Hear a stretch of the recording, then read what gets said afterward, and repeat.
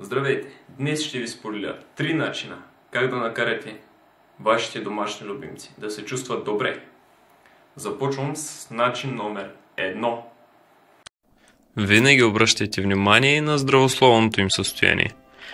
Дори да се усъмните за лека настинка, е добре да се дава по едно витаминче по-добре сутрин, отколкото вечер, защото ако се дава вечер, те се превъзбуждат и сънят им може да стане доста по-неспокоен от нормалното.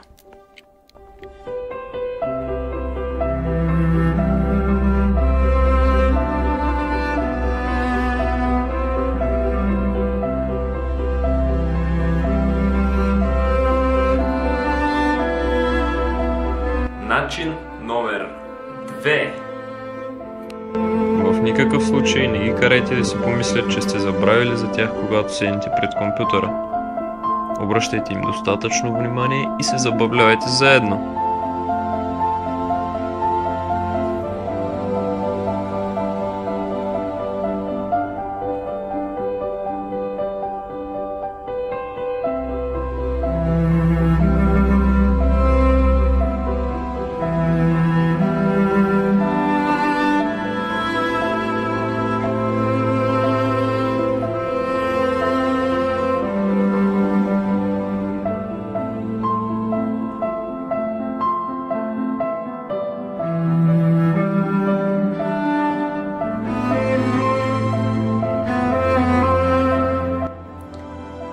И начин номер 3.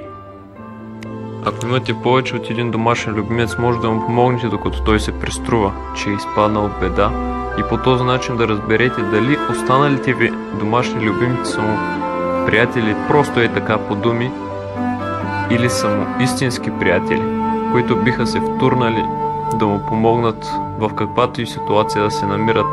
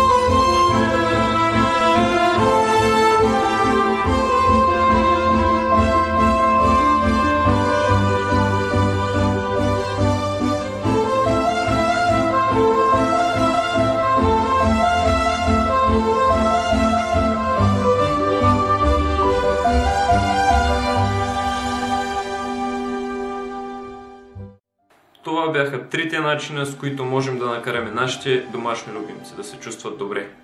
Ако клипът ви е харесал, добре. Ако има нещо, няма нищо. Чао!